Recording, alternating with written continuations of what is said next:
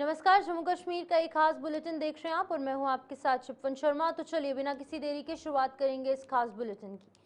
हिमाचल प्रदेश के बाढ़ प्रभावित इलाकों का दौरा करने के बाद अब प्रधानमंत्री नरेंद्र मोदी जम्मू कश्मीर का दौरा करने वाले हैं। इस दौरान वो बादल फटने, भारी बारिश और भूस्खलन से जितना भी नुकसान हुआ है उसका जायजा लेंगे। तो आपको बता दें कि भारतीय जनता पार्टी के तमाम जो वरिष्ठ नेता है और संगठनात्मक महासचिव अशोक कौल ने ये जानकारी दी है कि प्रधानमंत्री नरेंद्र मोदी जम्मू कश्मीर की स्थिति का प्रत्यक्ष रूप से निरीक्षण करेंगे और दौरे की तारीख जल्द घोषित हो जाएगी। सूत्रों के अनुसार, जो हमारे विश्वसनीय सूत्र हैं वो बता रहे हैं कि प्रधानमंत्री नरेंद्र मोदी कटरा का हवाई सर्वेक्षण करेंगे, जहां पर पिछले महीने 26 अगस्त को 35 लोगों की मौत हुई थी। श्री माता वैष्णो देवी यात्रा मार्ग पर भूस्खलन हुआ और इससे कई श्रद्धालुओं को अपनी जान गंवानी पड़ी। इसके अलावा वो किश्तवाड़ के चशोती गांव का भी हवाई सर्वेक्षण करेंगे, जहां पर 60 से अधिक लोगों ने अपनी जान गंवाई थी। तो ये तमाम वो यहाँ पर भवन है, माता के मंदिर में लोग पहुंचे थे दर्शन करने के लिए। एक और जहां पर लोग मचेल माता के दर्शन करने के लिए पहुंचे थे, वहीं दूसरी तरफ श्रद्धालु श्री माता वैष्णो देवी कटरा से आगे का प्रस्थान कर रहे थे और इसी दौरान अदकुआरी के पास लैंडस्लाइड हो गई, 35 लोगों को अपनी जान गंवानी पड़ी। अब उम्मीद यही है कि प्रधानमंत्री नरेंद्र मोदी इस दौरे के दौरान बाढ़ प्रभावित जितने भी लोग हैं उनके लिए विशेष राहत पैकेज की घोषणा कर सकते हैं, क्योंकि पिछले कुछ दिन पहले गृह मंत्री अमित शाह भी यहाँ पर पहुंचे। उसके बाद जब वो 2 दिवसीय दौरा यहाँ जम्मू का कर गए, उसके बाद स्थिति जो है और ज्यादा नियंत्रण में आती गई, क्योंकि अभी फिलहाल जो टीम है होम मिनिस्ट्री की तरफ से जम्मू के अलग अलग संभागों में, अलग अलग जगहों में भेजी गई।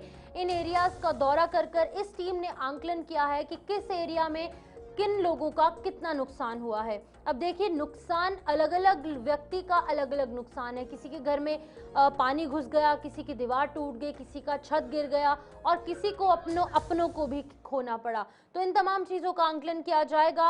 हालांकि आंकलन हो चुका है, टीम यहाँ पर पहुंची थी। अब पीएम मोदी जम्मू कश्मीर का दौरा करने जा रहे हैं। हमारे साथ हमारे वरिष्ठ पत्रकार एडिटर ज्वाइन कर चुके हैं, हमारे सीनियर साथी हैं विनोद कुमार जी ज्वाइन कर चुके हैं। विनोद जी, बहुत बहुत शुक्रिया, आप हमारे साथ ज्वाइन हुए, कीमती समय हमें दिया। विनोद जी, आपसे जानना चाहूंगी, गृह मंत्री अमित शाह जम्मू का दौरा कर गए, अब पीएम मोदी जब यहाँ पर पहुंचेंगे तो कितनी आकांक्षाएं, कितनी उम्मीदें लोगों ने लगाई हैं, क्योंकि लोगों का बहुत सारा नुकसान 26 अगस्त के दिन और 26 अगस्त के आने वाले 2 से 3 दिन के बाद देखने को मिला जम्मू वासियों को। बिल्कुल शिवकुमार, आपने ठीक कहा कि जम्मू कश्मीर को केंद्र सरकार वाकई में बड़ा सीरियसली लेती है। खुद गृह मंत्री अमित शाह ने 2 दिवसीय दौरा किया और उसके बाद टीमें गठित की गई। टीमें इसलिए गठित की गई कि आप डिस्ट्रिक्ट वाइज जाइए और संभाग वाइज आंकलन कीजिए कि नुकसान कितना हुआ है। वो अपनी असेसमेंट कर रहे हैं, लेकिन साथ ही साथ जब बड़ा मुखिया, घर का मुखिया जब दौरे पर आता है तो उससे संभावनाएं और उम्मीदें और भी ज़्यादा बढ़ जाती हैं। कल ही प्रधानमंत्री नरेंद्र मोदी ने हिमाचल और पंजाब का दौरा किया। वहाँ पर पंजाब को 1600 करोड़ रुपए का दिया है और 1500 करोड़ रुपए हिमाचल प्रदेश को दिया है। ऐसे ही जम्मू कश्मीर की जनता को भी बहुत ज़्यादा उम्मीद है। शिवपाल, इसमें कोई दो राय नहीं कि आपने भी ग्राउंड जीरो से रिपोर्टिंग की थी। जिस दिन तबाही का मंजर था, जल प्रलय हुआ था, उस वक्त आपने भी ग्राउंड जीरो पे रिपोर्टिंग की थी, हमें भी मौका मिला था। हमने देखा है कि कितनी क्षति हुई है, कितना नुकसान हुआ, जिसको हम अपने शब्दों में बयान नहीं कर सकते। अगर हम सरकार वाइज, गवर्नमेंट वाइज करें तो वो अलग चीज़ है। पावर इंफ्रास्ट्रक्चर पूरी तरह से गिर चुका है और पानी की सप्लाई भी अभी तक बहाल नहीं हो पाई है। रोड कनेक्टिविटी पूरी तरह से डिफंक्ट है, अभी भी पूरी तरह से बहाल नहीं हो पाई है। ये रहा सरकारी खर्चा।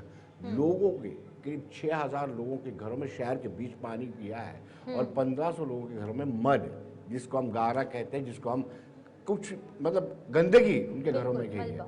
तो बहुत सारे मकान क्षतिग्रस्त भी हुए हैं। तो उम्मीद रहती है उन सारे परिवारों को, प्रत्येक परिवारों को इस चीज़ की बड़ी उम्मीद रहती है कि प्रधानमंत्री नरेंद्र मोदी जो देश के मुखिया हैं वो आ रहे हैं, तो उम्मीदें और भी बढ़ जाती हैं। बिल्कुल विनोद जी, लेकिन अब इस चीज़ का ध्यान कैसे रखा जाएगा और ये जिम्मेदारी किसको मिलेगी कि इस लाइन में खड़े हुए आखिरी व्यक्ति तक इस मुआवजे का जो बेनिफिट है वो मिले, क्योंकि बेनिफिट सभी को मिलना चाहिए लेकिन नुकसान अलग अलग तरीके से हुआ है। किसी ने अपने को खोया है, किसी ने अपनों को खोया है, एक फैमिली के बहुत सारे लोगों की जान गई है, किसी के घर की दीवार गिरी है, किसी के घर पे क्रैक्स आए हैं। तो इस चीज़ का कैसे ध्यान रखा जाएगा कि जिसका व्यक्ति का ज़्यादा नुकसान हुआ है उससे ज़्यादा मुआवजा मिले, और जिस व्यक्ति के घर पे सपोज क्रैक्स आए हैं तो उसको उतना ही नुकसान की भरपाई।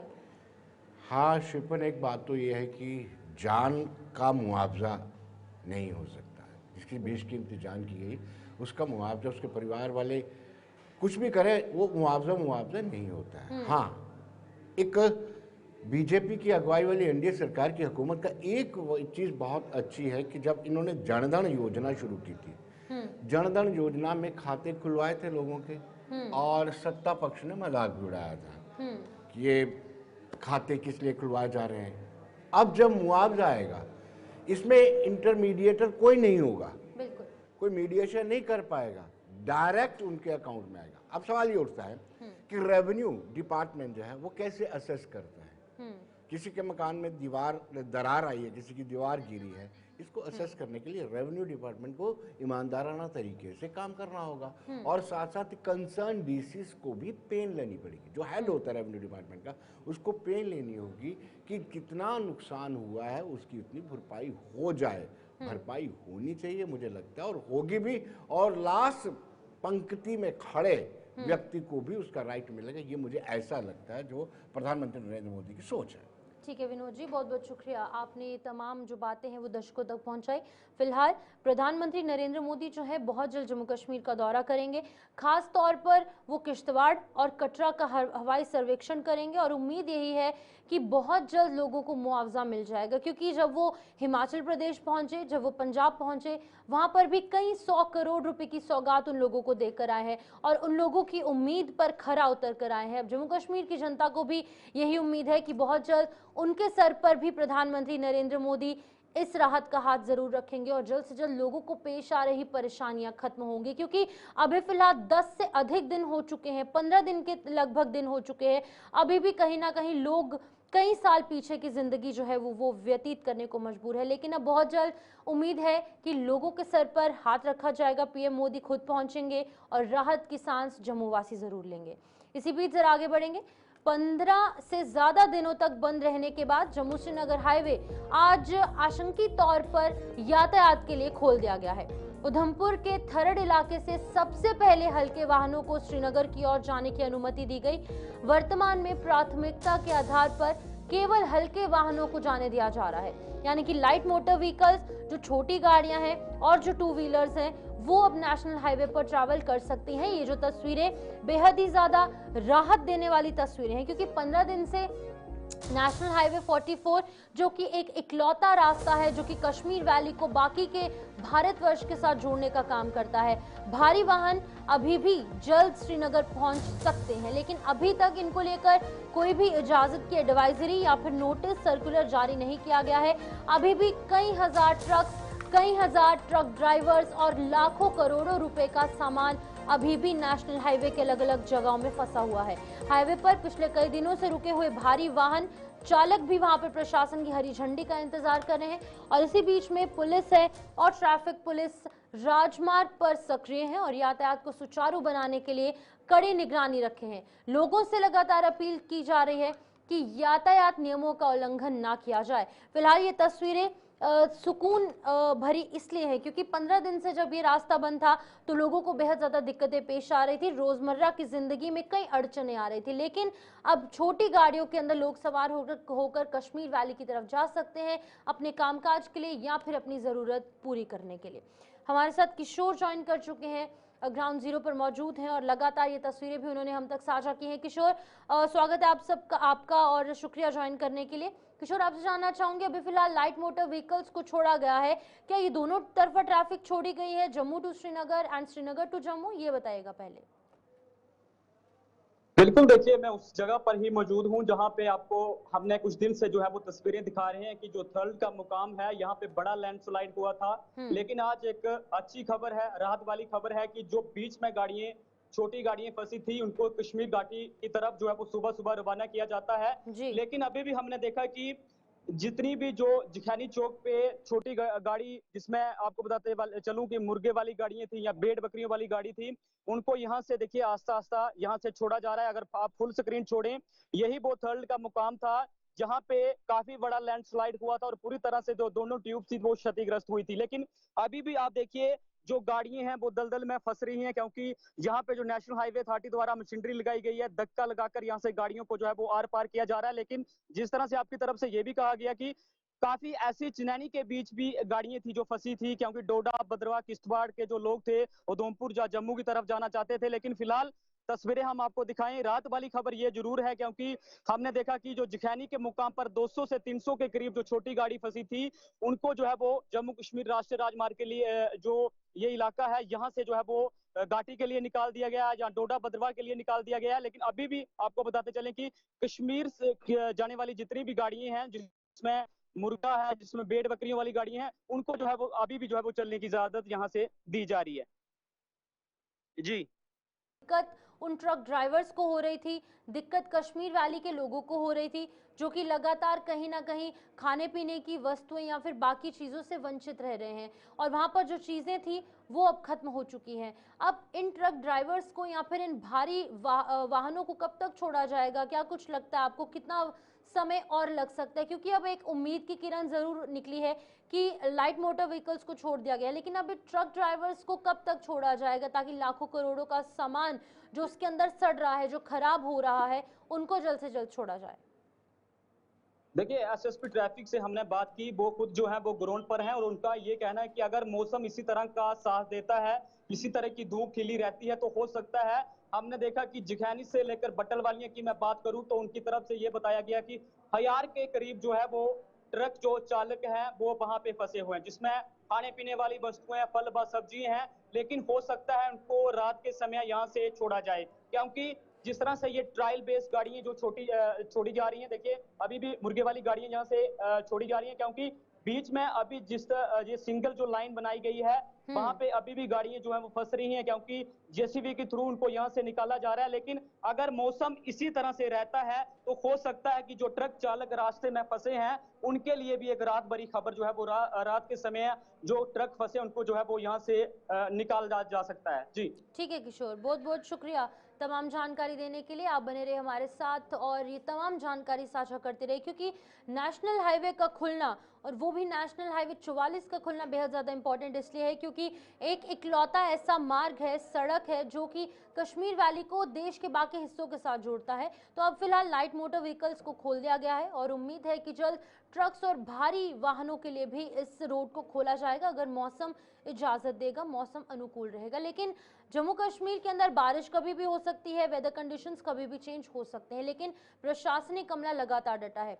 इसी बीच आगे बढ़ेंगे, जहां पर अगर हम बात करें जम्मू की, तो जम्मू है और जम्मू डिवीजन है, खास तौर पर डोडा और जम्मू डिवीजन के अंदर हम देख रहे हैं कि पिछले 2 दिनों से लगातार माहौल गर्माता नजर आ रहा है। अब माहौल गर्मा रहा है महराज मलिक को लेकर, उन पर पब्लिक सेफ्टी एक्ट इम्पोज किया गया है और अभी फिलहाल उन्हें डिटेन किया गया है। इसको लेकर आम आदमी पार्टी के वरिष्ठ नेता संजय सिंह, जो कि राज्यसभा के सांसद भी हैं, वो जम्मू पहुंचे। यहां पर एक रणनीति निर्धारित की गई कि आखिरकार प्रदेश अध्यक्ष आम आदमी पार्टी के महराज मलिक और एक इकलौते आम आदमी पार्टी के विधायक हैं, उन पर किस तहत पीएसए इम्पोज किया गया और आगे किस तरीके की रणनीति निर्धारित की जाएगी, इसको लेकर उन्होंने रणनीति बनाई और इसी बीच में एक प्रेस कॉन्फ्रेंस को भी संबोधित किया है। जरा आप सुनिए कि क्या कुछ कहा इस प्रेस कॉन्फ्रेंस। अपराध क्या था?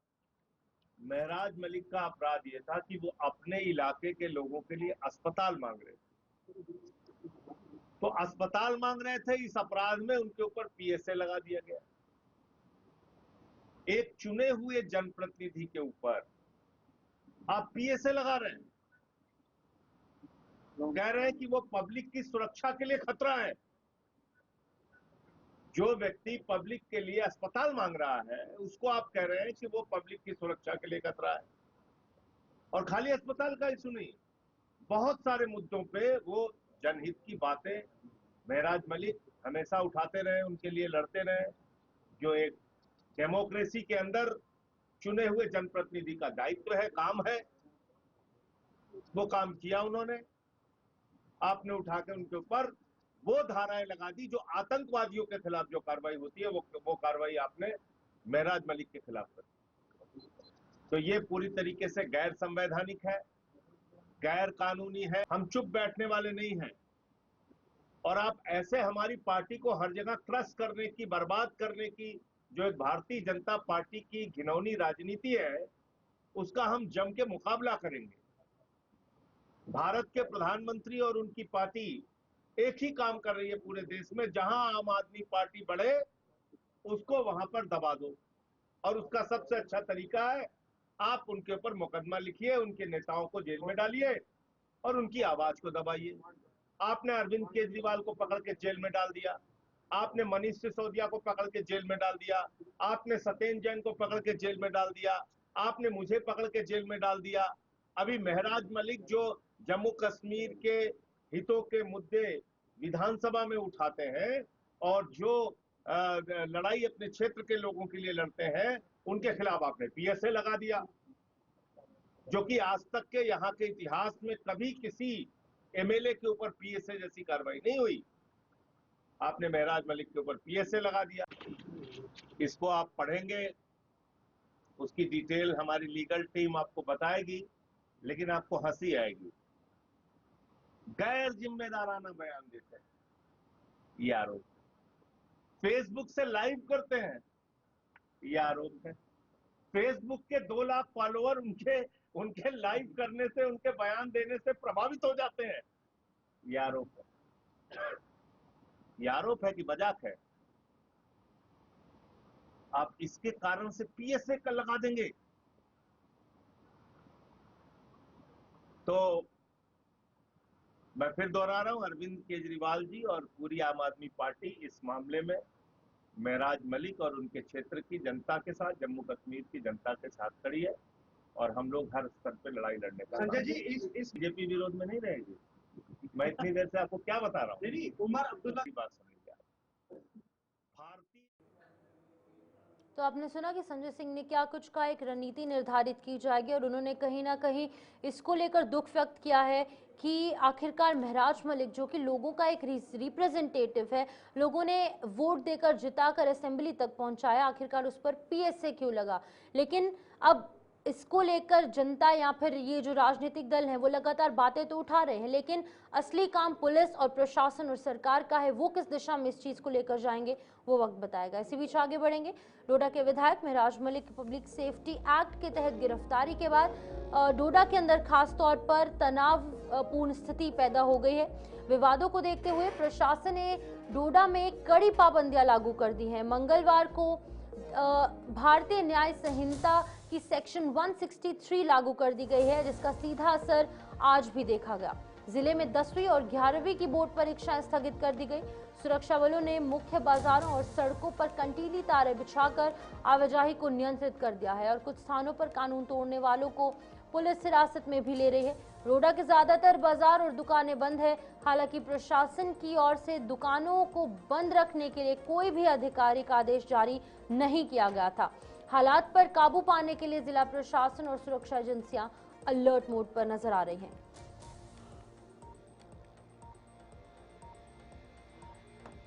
तो आपको बता दें, यहाँ पर कानून का उल्लंघन कोई ना करे, इसके लिए धारा 163 यानी कि सेक्शन 163 लागू कर दी गई है। कोई भी जुलूस नहीं निकाला जा सकता, कोई रैली, कोई प्रोटेस्ट का आयोजन नहीं किया जा सकता। ये जो तस्वीरें आप देख रहे हैं ये डोडा की हैं, और डोडा के अलग अलग एरियाज की हैं, जहाँ पर लोगों ने खुद से ही दुकानें बंद रखी हैं, ये दिखाने के लिए कि वो महराज मलिक के साथ है। लेकिन प्रशासनिक तौर पर कोई भी ऐसा आदेश जारी नहीं किया गया था जहां पर ये कहा गया था कि आप लोग अपने कारोबार बंद रखिए, दुकानें बंद रखिए। लेकिन एक चीज जरूर सामने आई कि 10th और 11th की जो परीक्षाएं हैं वो जरूर फिलहाल पोस्टपोन कर दी गई थी, आगे की तारीख निकलेगी, क्योंकि जब युवा निकलेंगे उनके साथ उनके पेरेंट्स और बाकी लोग निकलेंगे तो स्थिति तनावपूर्ण हो सकती है, जिसके चलते कि law and order enforcement agencies जो है उनकी तरफ से इंपॉर्टेंट स्टेप उठाया गया है, और अभी फिलहाल गश्त पूरे डोडा के अंदर बढ़ा दी गई है। विकास मनहास हमारे साथ डोडा से ज्वाइन कर चुके हैं। विकास, वहां पर इंटरनेट सेवाएं बंद है, सेक्शन 163 लागू कर दी गई है, पूरा माहौल समझाने की कोशिश कीजिएगा। फिलहाल क्या कुछ डोडा के अंदर देखने को मिल रहा है महराज मलिक पर पीएसए लगने के बाद? देखिए शिफन, महराज मलिक के ऊपर पीएसए लगने के बाद लगातार डोडा का माहौल खराब हो रहा था, जिसमें प्रोटेस्ट डोडा के अंदर कल देखने को मिला। या फिर बंदूक नेता जो कांग्रेस के लोग थे वो जो है इसमें काफी भाग ले रहे थे। और उसके बाद लगातार चाहे फिर पुलिस के ऊपर पथराव, ये तमाम चीजें देखने के बाद अब जो है डिस्ट्रिक्ट एडमिनिस्ट्रेशन डोडा ने सख्ती बरती है, धारा 163 लगाई है और चप्पे चप्पे पर पुलिस खड़ी रखी है। और आज के दिन दिल्ली की जितनी भी दुकानें हैं वो बंद हैं। फिलहाल जो एग्जाम होने वाला था 10th और 11th का, वो भी जो है कैंसिल कर दिया है, इनसे पोस्टपोन कर दिया गया है। और लगातार पुलिस सिचुएशन को मेंटेन करने का प्रयास कर रही है कि कोई इस तरह की वायलेशन ना करे जिसकी वजह से यहाँ पर कोई माहौल खराब हो। साथ में जितने भी नाके हैं वहाँ पर लोगों के आई कार्ड चेक किए जा रहे हैं। उन्हें एक या दो से ज्यादा लोगों को अलाउड चलने के लिए नहीं किया जा रहा है। और गाड़ियों की मूवमेंट जो है फिलहाल डोडा के अंदर बंद है और सिर्फ अपनी प्राइवेट जो गाड़ियां हैं उन्हें ही अलाउड, जिनको इमरजेंसी अगर हॉस्पिटल जाना है या फिर कोई जरूरी काम से जाना है, फिलहाल उन्हीं को अलाउड भी किया जा रहा है। लेकिन विकास, अब देखिए कल एक बहुत ही दुखद समाचार सामने आया था जहां पर एक 2 महीने की छोटी बच्ची अपनी जान गंवा बैठती है जस्ट बिकॉज वहां पर उसे डोडा पहुंचने नहीं दिया जाता है। तो इस तरीके की दुखद खबरें जब सामने आएंगी तो जाहिर सी बात है लोगों के अंदर और ज्यादा रोष देखने को मिलेगा। अब प्रशासनिक अमला है या फिर बाकी की जो एजेंसीज हैं, पुलिस है, प्रशासन है, उनको इस चीज का कैसे ध्यान रखने की जरूरत है कि अगर कोई बेहद ज्यादा जरूरतमंद इंसान है तो उसे थोड़ा सा ट्रैवल करने दिया जाए। देखिए जो कल का मामला बिल्कुल सामने आया था जिसमें 2 महीने की बच्ची की जान चला गई थी और उसके बाद डीएसपी अजय आनंद बिल्कुल उस मौके पे पहुंचे थे। उन्होंने आश्वासन दिया था कि लोगों के ऊपर कार्रवाई होगी। ठीक है, अगर पुलिस कर्मियों को वहां पर तैनात किया गया था, उनको पूछना चाहिए था कि अगर कोई बीमार है उसे अलाउड करना है या नहीं। फिलहाल उस तरह से उन्होंने पूछा नहीं। लगभग 2 या 2.5 घंटे उस बीमार बच्ची को वहां पे रोका गया, उसके बाद उसकी जान चला गई। फिलहाल उसके ऊपर इंक्वायरी जो है जिस तरह से सोर्स मिल रही कि जो वहाँ पर अधिकारी थे उनके ऊपर कार्रवाई होगी। लेकिन लगातार अभी फिलहाल जो इंटरनेट सेवाएं हैं डोडा के अंदर वो प्रॉपर तरीके से बंद कर दी गई, जैसे ब्रॉडबैंड सेवा हो या फिर फोन नेटवर्क जो है बिल्कुल कल के दोपहर से ही बंद था, यानी सुबह से 2G स्पीड से चल रहा था। फिलहाल प्रॉपर तरीके से रिस्ट्रिक्शन लगा दी है। विकास, अब क्योंकि 10th और 11th के जो एग्जाम्स हैं वो भी कैंसिल कर दिए गए हैं तो अब इस धारा 163 और साथ ही साथ जो इंटरनेट सेवाएं बंद की गई हैं इसका कितना असर बच्चों पर पड़ेगा, युवाओं पर पड़ेगा? क्योंकि एक और जहां पर पीएसए लगाया गया है, लोग ऑलरेडी प्रोटेस्ट कर रहे हैं, रोड्स पर है, लेकिन बच्चों के मुस्तकबिल की भी बात है। एग्जाम्स पहले ऑलरेडी पोस्टपोन हो रहे थे, मौसम अनुकूल नहीं था कि बच्चे स्कूल तक जा पाए। अब मौसम साफ हुआ तो इस तरीके की चीजें वहां पर देखने को मिल रही हैं।